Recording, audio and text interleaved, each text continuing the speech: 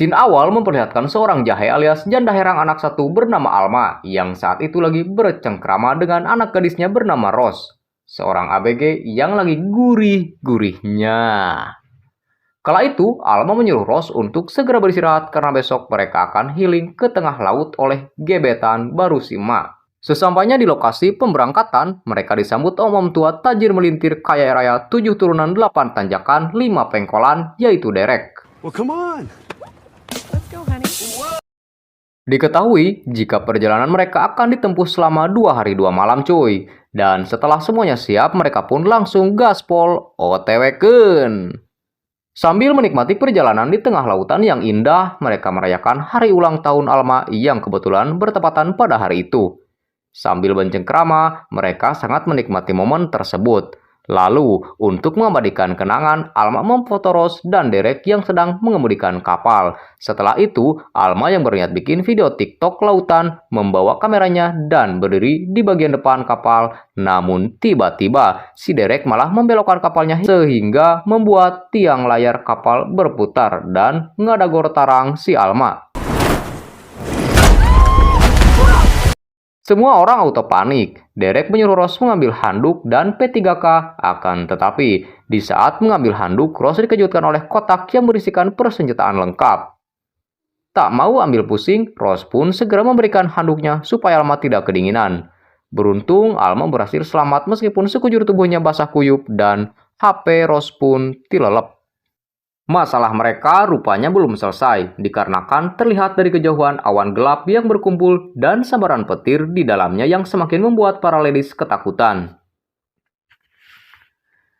Di sini, Derek langsung ngajarin tutorial bertahan hidup jika terjadi sesuatu saat badai tiba.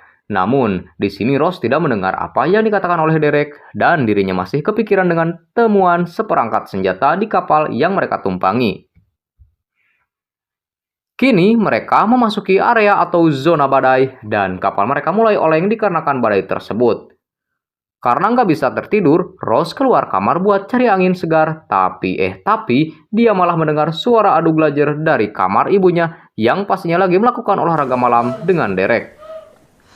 Beruntung mereka semua berhasil melewati badai tanpa terjadi sesuatu saat itu. Lalu Rose yang masih penasaran dengan pistol-pistol yang ia temukan lalu memberanikan diri untuk bertanya pada Derek. Derek lantas mengatakan jika memang senjata itu miliknya karena setelah keluar dari kepolisian, kini Derek menjadi anggota pasukan khusus yang tentunya harus selalu memiliki senjata lengkap untuk bersiaga. Rose menerima alasan Derek itu, bahkan dia minta diajarin menembak saat itu yang kemudian langsung diiyakan oleh Derek. Better to negotiate hallways and doors, we'll bump a team member coming around a corner. Singkat cerita, saat lagi enak-enaknya ngorok di kamarnya, Rose terbangunkan karena kapalnya ditabrak paksa oleh sekelompok perompak. Rose hanya bisa mengintip Derek Alma yang sedang ditodong para perompak tersebut. Tak lama berselang, terlihat Alma sedang terkapar akibat dipukuli. Dirinya pun menyuruh Rose untuk tetap bersembunyi dan jangan bertingkah gegabah. Lalu salah satu perompak menarik rambut Alma. Beruntung mereka tidak melihat Rose dan di saat itu juga para perompak itu langsung menembak Derek dan Alma yang membuat mereka pindah alam saat itu juga. Sedangkan Rose yang masih bersembunyi, dirinya pun hanya bisa berdoa meminta keselamatan dan alhamdulillahnya para perompak itu tidak menemukan keberadaannya. Setelah mendapatkan hasil rampokan yang mereka cari, para perompak itu pun membakar kapal Derek untuk menghilangkan bukti dan langsung pergi dari sana. Rose yang masih selamat dengan cepat langsung memadamkan api di kapal dan betapa terpukulnya dia sangat mengetahui jika ibu dan calon papa kaya rayanya kini telah tiada.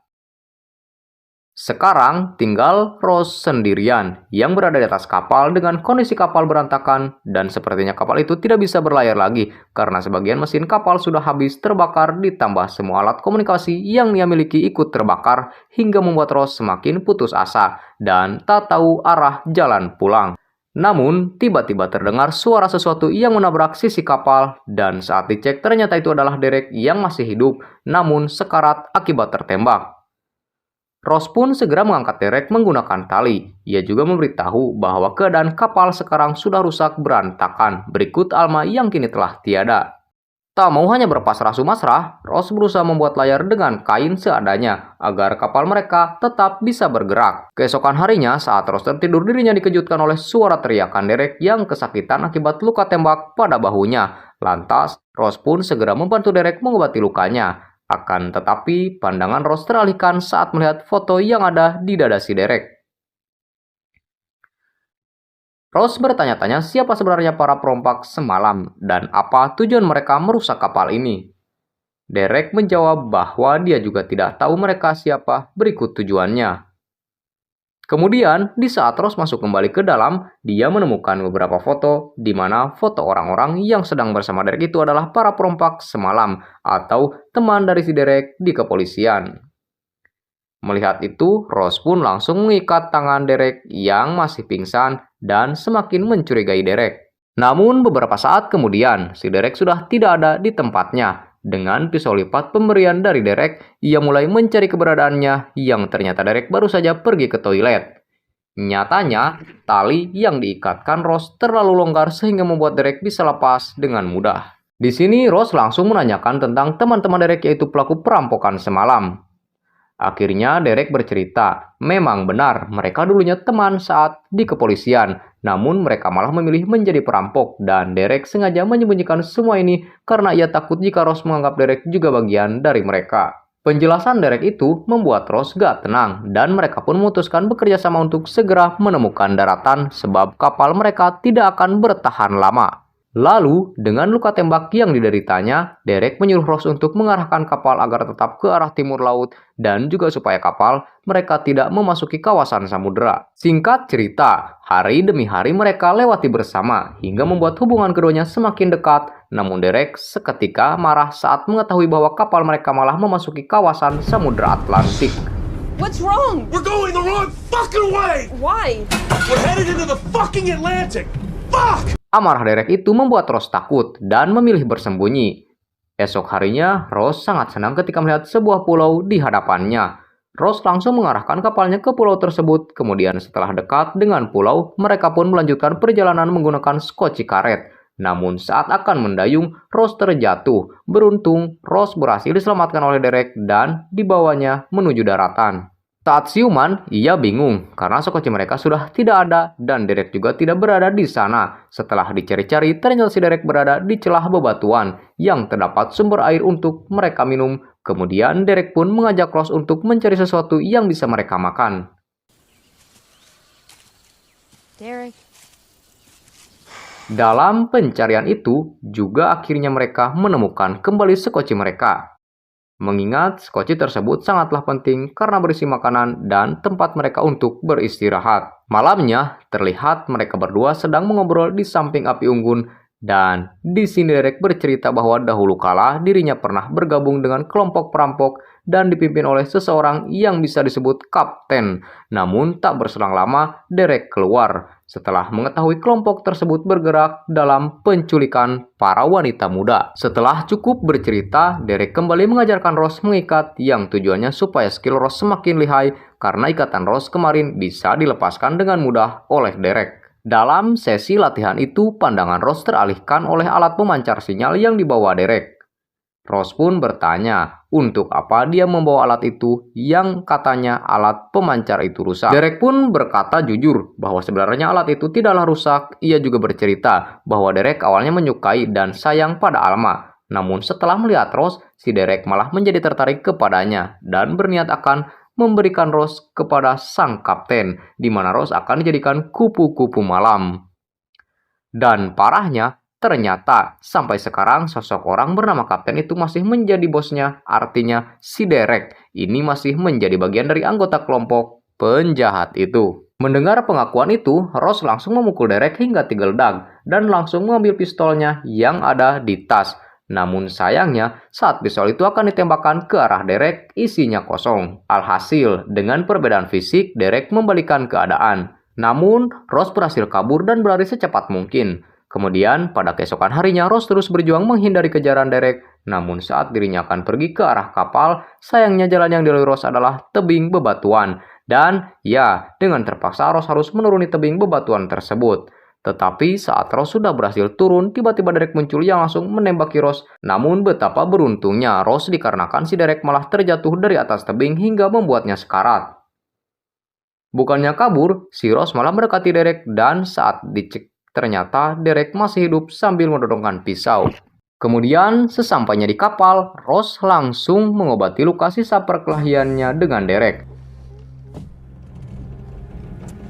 Singkat cerita, saat malam, terlihat keadaan kapal semakin parah di mana air mulai masuk ke salah satu ruangan dan hal tersebut membuat Rose tidak bisa terus bertahan di sana.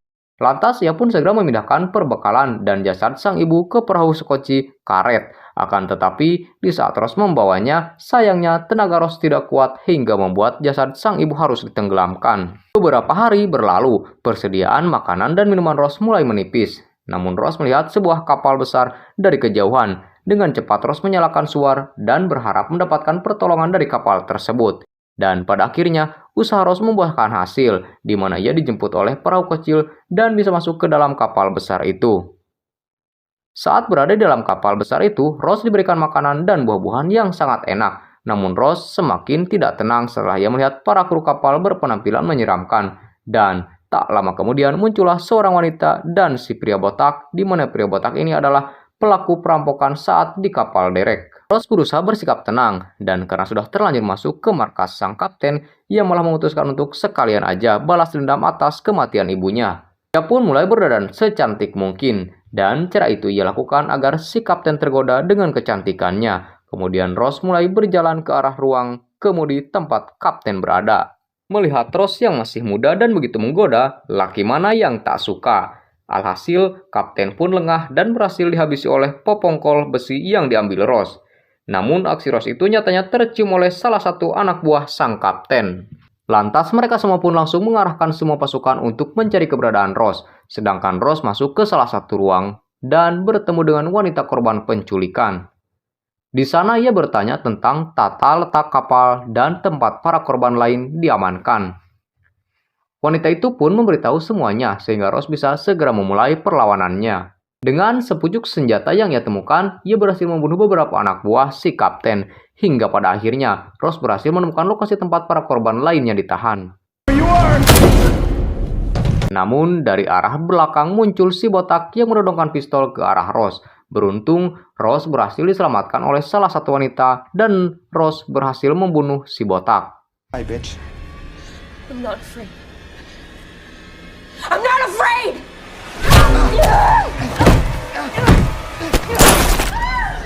How many more of them were on the ship? Sekarang, semua komplotan penjahat sudah dihabisi oleh Rose sendirian. Akan tetapi, di saat Rose akan pergi ke ruang kemudi untuk menghubungi pihak kepolisian, ternyata si Derek masih hidup dan sudah berada di sana. Pertarungan pun tak terelakkan. Akan tetapi di sini Rose bertindak cerdik dan menyadari jika dirinya kalah fisik. Makanya dia memakai taktik dan benar saja. Dengan cerdiknya, dia berhasil menjebak Derek dan menghabisnya dengan pisau yang ia berikan dulu. Film pun ditutup dengan Rose beserta para tahanan wanita lain yang semakin dekat dengan daratan, yang ditandai dengan kerlap-kerlip lampu yang dapat mereka lihat dengan kasat mata. Dan film pun tamat.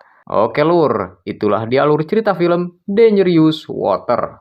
Terima kasih yang udah stay sampai akhir. Sampai ketemu di review film selanjutnya. Bang Dickson beserta seluruh tim pamit dan adios amigos, permios, ngaleos.